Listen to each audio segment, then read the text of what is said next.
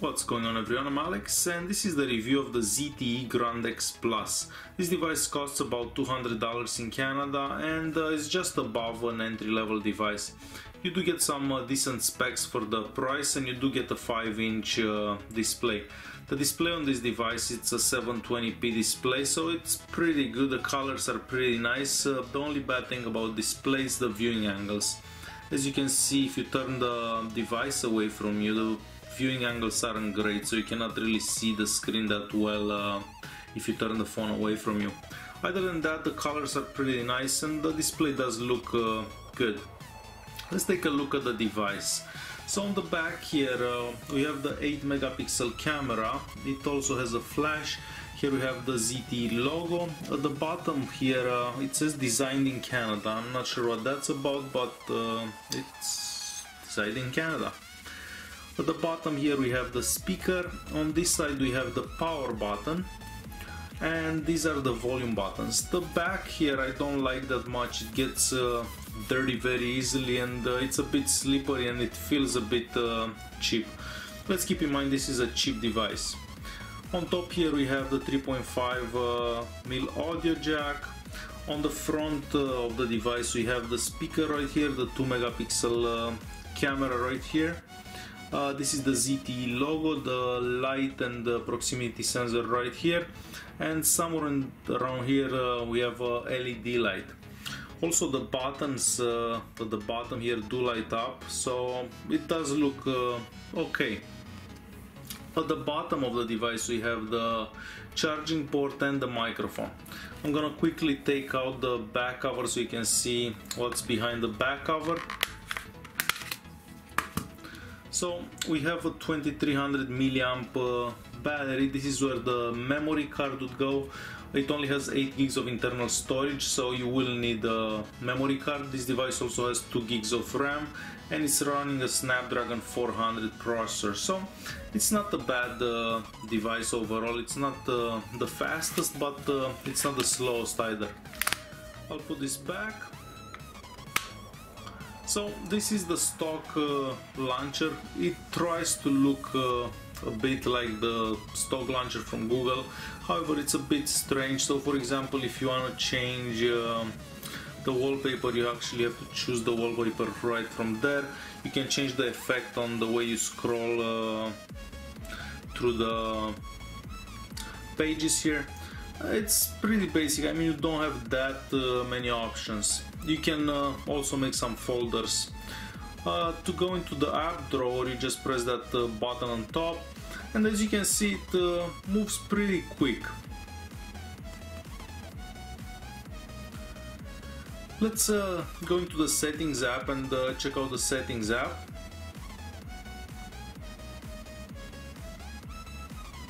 So first of all, the display here, we don't have anything exciting about it. It's pretty standard. If we go into storage here, we're gonna see how much space we actually have left. So from the 8 gigs of storage, you only have about 5 left. The rest is taken by the operating system, so you don't have that much space on the device. And if we look here, we can see the operating version of the software, so it's Android 4.4.4. I'm not sure if this will get updated or not, but it does work pretty well as it is. Next, let's check out the Antutu Score. So it's not the highest out there, it's 18,000.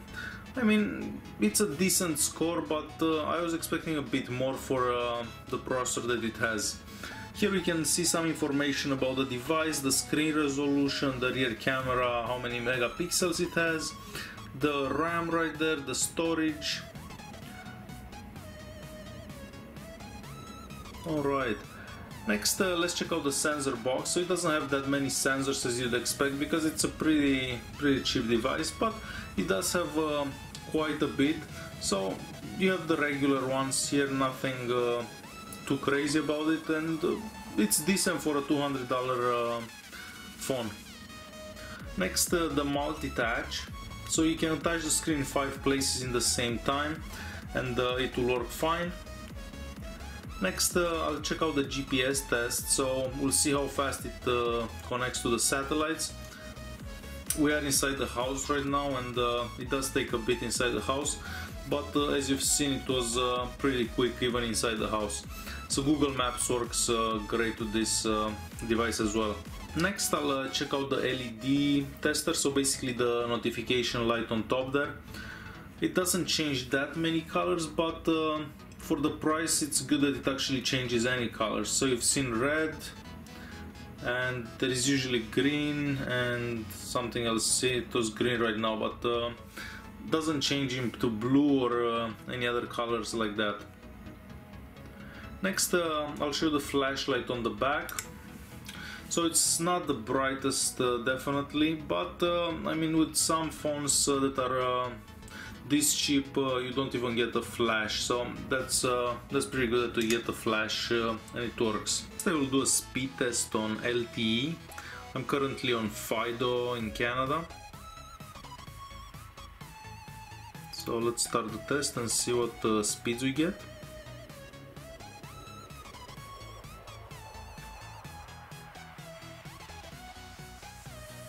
So close to 50, if not 50 per second. So that's pretty good, I think. There you have the results right there. So this device on LTE goes pretty good. But again, this has a lot to do with the network and how congested the network is at the time. Next, I'm gonna make a quick phone call.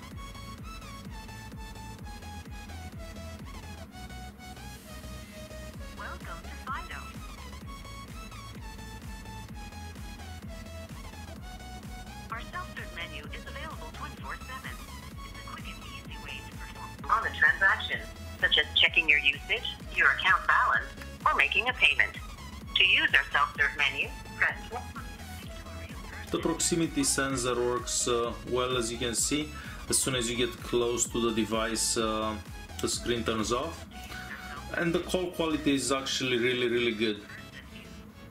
Next, I'll quickly open Chrome so you can see how you can scroll and zoom through pages. So I'll open the Globe and Mail.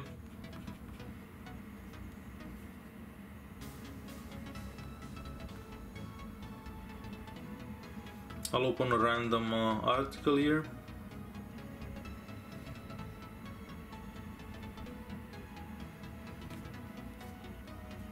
So as you can see, it goes pretty good.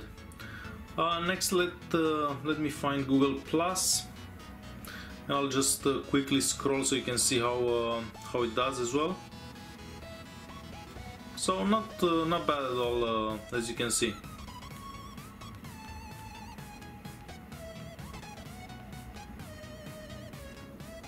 Next, I will show you the camera app. It is a pretty nice app, I have to say. It has a couple of modes. Right here I found it pretty decent for the amount of for the price of this device. It actually works really well.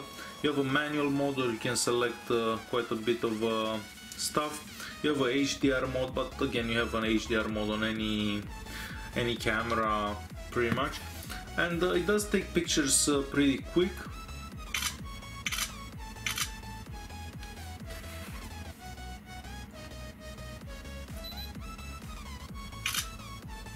And as you're gonna see, the detail in the pictures, it's pretty decent. So the camera, I'm quite impressed with the camera. I will add a couple of sample pictures in the video's description down there. Also, let me turn the camera around, so that's me. I'm gonna take a picture of the camera here, just so you can see how much detail there is. So you can actually see what it says on my camera right there. So it's a pretty decent device with a decent camera, if you ask me. Next, let me play a couple of ringtones here so you can see you can hear the speaker.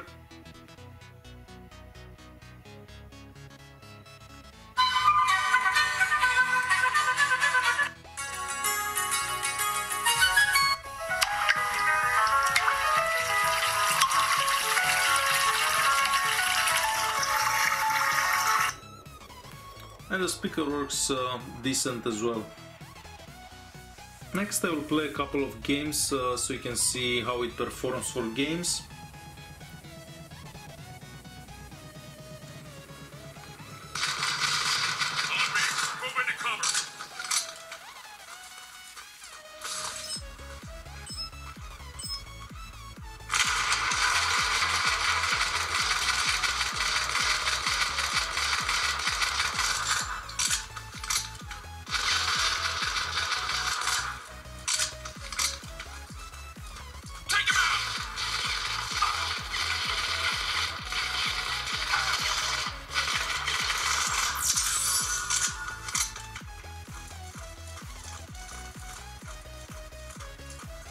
Strike 2 to Monarch. Target eliminated.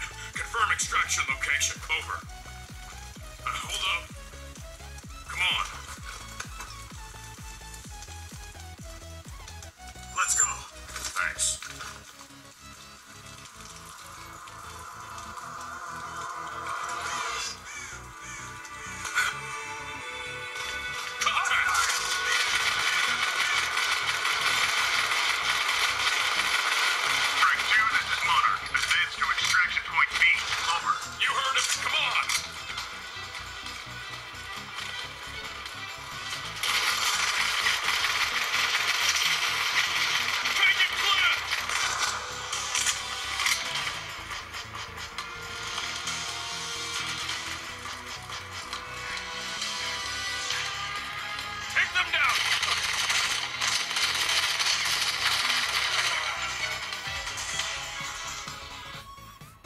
As you've seen, it did okay.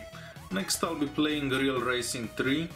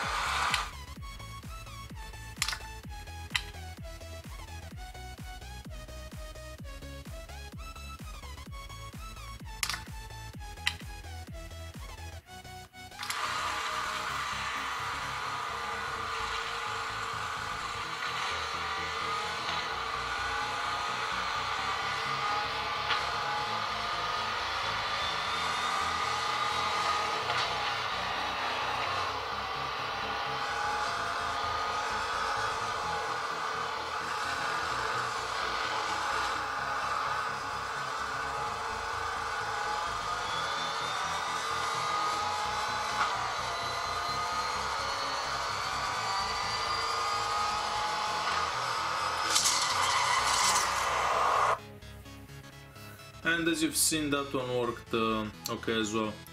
Overall, this device, even though the back here feels a bit cheap, I do like it quite a lot compared to any other Samsung device in this price range. It's a pretty decent device.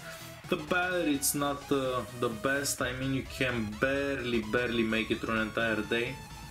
But again, it depends how much you use the phone, how much data you use, if you have the GPS on all the time and stuff like that. So overall, this is a pretty decent device.